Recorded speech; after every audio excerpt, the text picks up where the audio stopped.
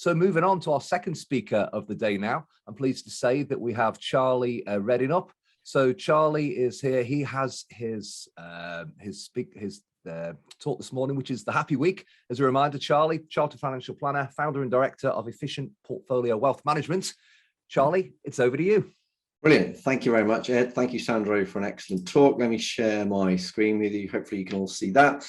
And so this morning, I just wanted to spend a little bit of time talking about, rather than something sort of in the business, I want to talk a little bit more about on the business and even on life, because really, if we want to get the best results possible, we've got to make sure we've got a happy balance between the most important things in our life. And quite often, you know, as busy, successful people, we can have quite a few things going on. So back in 2019, I was running my financial planning firm. It was in 2019, that was our best year to date. We've subsequently had a couple of interesting years since then, haven't we? But yeah, so running my financial planning business, I was training for my first Ironman. I'd just launched a new business. We were building an app called Triathlon, and I was in the process of writing I wrote my book, Entrepreneurial Happiness, in 2019. So I was juggling quite a few things, and in particular, that also needed to be juggled with my family. So I got married with 2 daughters. So I needed to spend a lot of time with them too. And so I needed to put a bit of thought into how I got this balance correct. And one of the books I read at the time, which was, you know, when you're training for an Ironman, that's 15 hours of training a week, really, to get to a reasonable standard. I know we've got a couple of other Ironmen on the call, so they'll be very familiar with that. And one of the books I read at the time was a book called The 5 a.m. Club by Robin Sharma. And whilst Robin Sharma will win no literary awards for the story he weaves the facts around, he packs it full of so much brilliant advice that I have to say, some of it was really simple, but it just caught me at the right time, and it transformed the way I approached my health, but also I approached my business. And there's a few things he kind of covered within this book, which was, you know, 5 a.m. is the time of least distraction, highest human glory, and greatest peace. And essentially that successful people rise early. And he has these 5 rules within the 5 a.m. club, one of which is that history creators take 1 hour for themselves before dawn to prepare themselves for a world-class day. Another one is that small, frequent advances lead to unimaginable results. Just because you haven't mastered the art of rising early yet doesn't mean you can't. And of course, we're very familiar with this particular concept, given compound interest. That little bit of growth on growth on growth has a massive impact over time. Another one is that everything we find easy today, we once found hard. And so we need to continue to persevere and to achieve the results of the top 5%, we've got to be willing to do what 95% of people aren't willing to do. And then one final rule he talks about is when you feel like surrendering, continue. Triumph loves the relentless. And there's so much brilliant wisdom that it's almost like you've taken all the best personal development books and rolled them into one substandard story. But there is one significant principle within it that is talking about what he calls the 20-20-20 formula. And it's essentially this principle of rising early and doing 3 really important things before you do anything else. And the first is to move, to exercise. The second is to reflect. So that might be something mindful. You might be doing mindfulness, you might be meditating, you might be doing journaling, you might be writing your gratitude, whatever it is, you should be doing something to be mindful in that the start of the day. And then you should be also doing something to grow. So something to learn and improve yourself as an individual. And so he says that if you take excellent care of the front end of your day, the rest of it will take care of itself. And I totally bought into this, because what it did was when I started getting up earlier, I could get my exercise in, and then really I could, go about the rest of my day running the business, spending time with the family. But what I realized was, he talks about it as 3 20-minute bursts, 20 minutes of exercise, 20 minutes of mindful activity, 20 minutes of learning. But I actually found for me that didn't work so well. I needed to be doing an hour of training every morning and more at the weekends. So I worked out that actually combining these activities would work really well for me. And Tony Robbins has a term called NET, which is no extra time. And I love this because it's like, how can you combine activities together? So when I'm on the bike or I'm out running, I've tried it swimming, it doesn't work quite so well. I tend to listen to books, podcasts, etc. So I'm, instead of doing 20 minutes of each, I tend to find that I'm better doing them simultaneously. So I'll do an hour of exercise.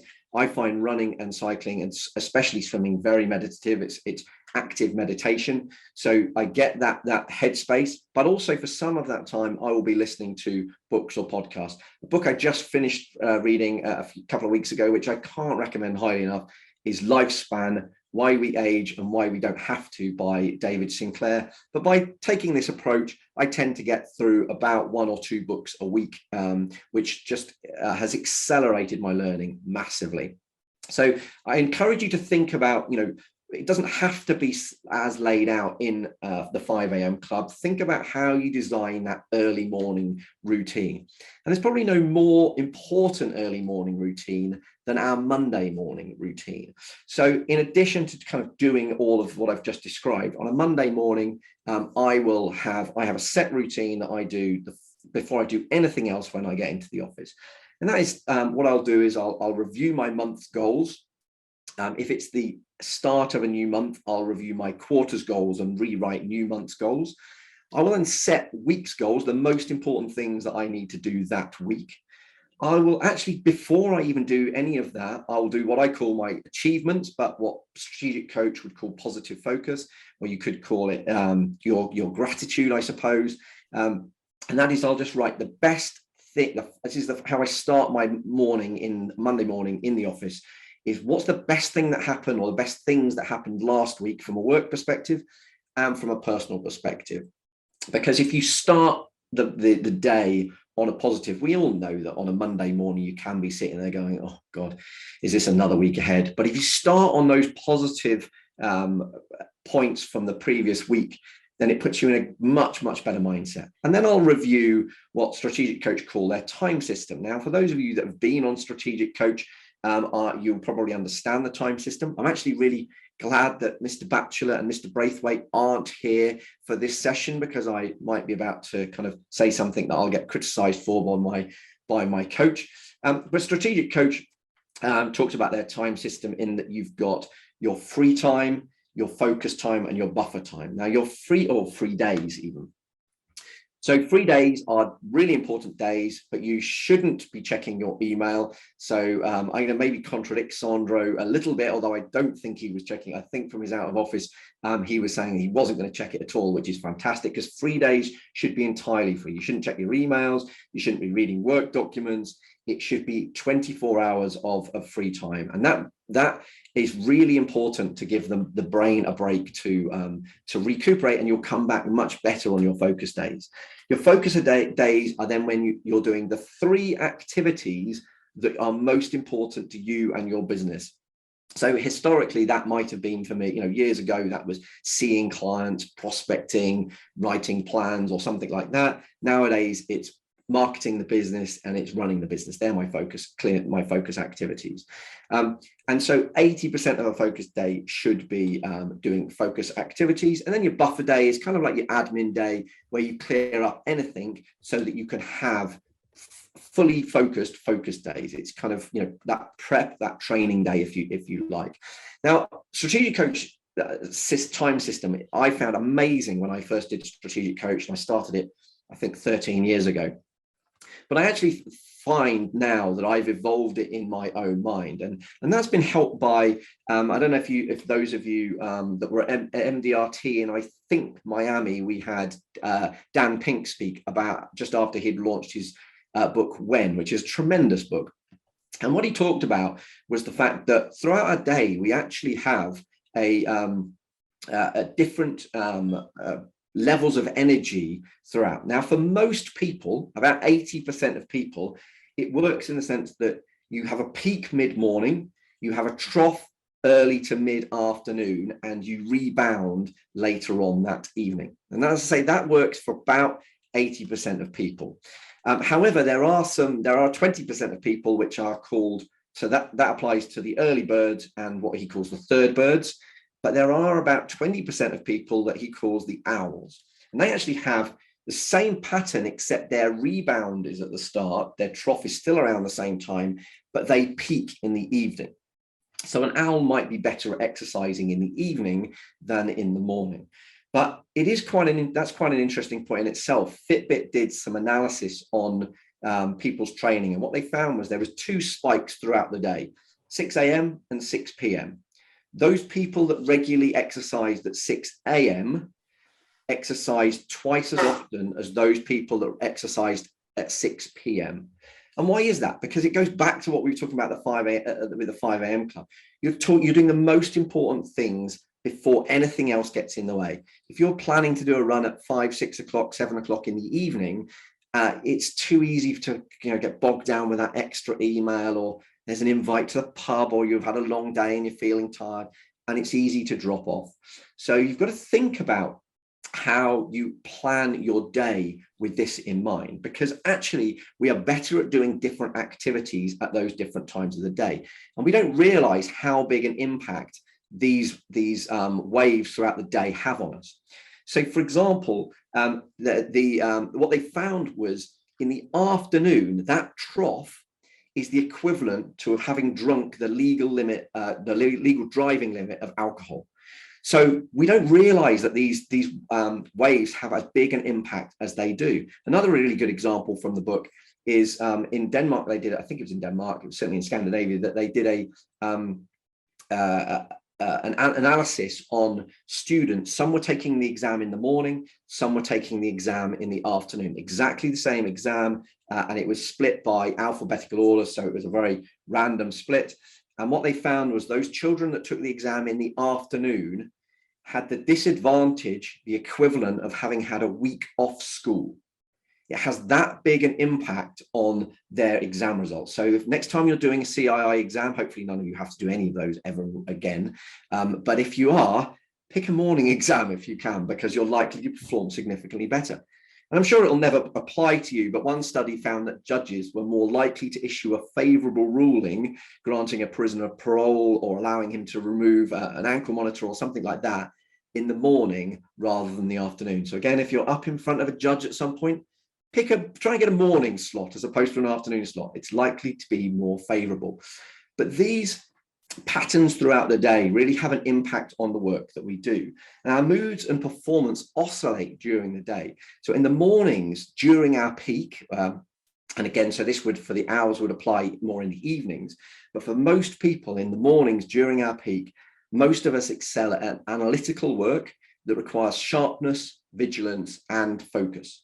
Later on in the day, during the recovery phase, most of us will be better on work that requires less inhibition and resolve. So you want to think about how you structure your day as to which patterns, which bits of my work, particularly which of my focus activities, do I need to do in the morning versus the afternoon? Because if you can put structure around that, you will be trying to deliver your optimum activities at your optimum peak performance. Now, one of the things that the 5 a.m. Club initially kind of questioned in myself was, does that mean I just get less sleep? And absolutely no, it does not mean you get less sleep. You should still be getting your 7 to 8 hours, depending on your own situation and what works for you. And you should be getting really good sleep. But what you find is that exercising first thing in the morning actually improves the quality of your sleep. So it's another reason to get that exercise done first thing rather than later on. But having read Nick Littlehale's book and Matt Walker's book on sleep, one of the most important things is to get up at the same time every day. I don't get up at 5 a.m. I get up at 5:30 every day. I do that whether I've gone to bed at midnight or at 10 o'clock. And I just find that that pattern now is so embedded that I just sleep incredibly well. So it is really important. One of the other things he talks about throughout the day is taking restorative breaks. So rather than just plowing on and doing a whole morning's work, these restorative breaks are really powerful, improving the quality of our work. So any break beats no break. Moving beats stationary. Social beats solo. So if you can be speaking to somebody else, then that's fantastic. Outside beats inside. And fully detached beats semi-detached, so i.e. being away from tech is better than with tech. So any way that you can factor in breaks, and really there's lots of different pieces of research on how often those breaks should be. But one piece of advice that I saw, which I thought was really powerful, and I encourage my team to do, particularly in the Zoom-based world, is the 2020 rule, or 20-20-20 rule, which is before you begin a task, you set a timer, or you just kind of have a mental note of the time. At every 20 minutes, look at something 20 feet away for 20 seconds. Now, I have my window here when I'm working from home, so I can look out the window across the drive, and that for me is a good way of just kind of breaking up my visual drain. And another thing to just think about, which I think kind of just falls into this whole timing and when principle, is someone who's 49 is about 3 times more likely to run a marathon than somebody just a year older. We do lots of things in our final year of a decade rather than rather than in our 50th year or our 40th year, because of the fact that it's the end of a chapter. We downplay how long an episode lasts, and we magnify what happens at the end of it. If you've read Thinking Fast and Slow by Daniel Kahneman, this is called duration neglect. The classic example is where they use where they give 2 people the same set of pain. I think it's hot water, but for 2 minutes. But then the second group, they have exactly the same 2 minutes at level of pain, but then they have 30 seconds at slightly less pain. So that second group have experienced 2.5 minutes of pain, albeit the last 30 seconds was less extreme, versus the first group would experience 2 minutes of pain. So think about the end of sequences, and when when you're going to plan stuff. We actually use this to benefit in our business, in the sense that we actually start, instead of sending 50th birthday presents and 40th birthday presents to clients, we sent 49th birthday presents to clients and 39th birthday presents to clients, because in their 50th year they get loads of presents. We actually had a few questions come back to us and say, hang on, you've sent us this, but it's not my main birthday until next year. And we're like, no. We wanted to celebrate your last year of this decade rather than the first of the next. But it catches them by surprise. And I can't remember the book on gifting, but it was something I picked up from that. And it was actually a brilliant idea, because it made clients talk about it much, much more. Giftology, Charlie. Sorry, say again. I think it's Giftology, isn't it? That's it. That's the book. Thank you, Sarah. Very good. So the final thing I just want to think about is kind of plan this happy week for yourself. And that, shouldn't just be what you do of any given day. It should be, well, what do you do each morning or early morning? Because that is the most important slot of the day. You should be doing the most important things first thing in the morning, as the 5 a.m. Club talks about. What you should do each morning, each afternoon, and even each evening. Plan that happy week. Design, build a matrix like this, and you will design a happy week far, far better than if you just go about life as it is thrown at you. So I continually revisit what this looks like. Obviously, from a training point of view, that early morning slots change. And obviously it changes a little bit with the seasons. I don't tend to play golf on an afternoon of a Tuesday because in the winter, because there's not enough daylight hours. But continually review it, and it will improve the quality of your life as well as improve your effectiveness. So one just final thing is that I just wanted to say about the fact that, so last year, Entrepreneurial Happiness was published. It's really all about how you can make more money in your business, how you can generate a better work-life balance, but also how you can bring more fun into business. I know a couple of you, or 2 or 3 of you, have read it and have been very kind to feedback to me some very lovely comments. So thank you for that. I'm going to launch a couple of new projects next year. So what I'm going to do is I'm going to offer you guys a free copy of Entrepreneurial Happiness if you're vaguely interested in hearing more about these two projects. So the first is the Trusted Team. So the Trusted Team is going to be a bi-monthly meeting, so 6 meetings a year. We will get an industry-leading expert speaker in for the morning of each of those sessions. You can do these virtually or in person. And then in the afternoon, we'll work together as a group to work on different principles to help evolve the business. But it's specifically targeting professional practices, so accountants, solicitors, financial planners, and estate agents, so the sort of people that Sandro was referring to earlier on. And it's about building that network with other professionals, because of course they have access to our ideal clients as well. And then finally, it's also about bringing fun back into business life, because I think COVID has dragged a lot of that away. And so it's about bringing like golf days, cycling days, skiing weekends, those sorts of things back into the business whilst you're building and expanding that network. So if you want to know more about that, let me know.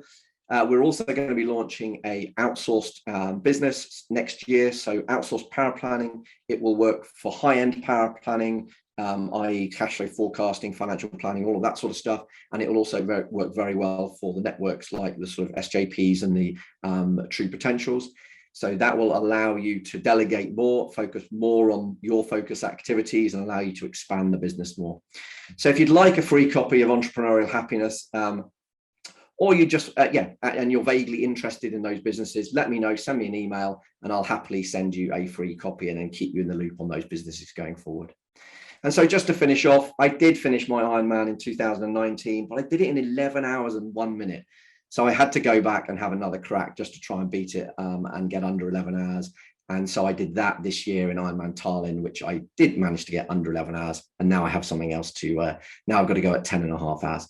So thank you very much. I hope that's prompted a few ideas. I know I'm probably a couple of minutes over my time, but I think I managed to get through more slides than Sandro did as well. So I'm happy about that. Thank you, guys.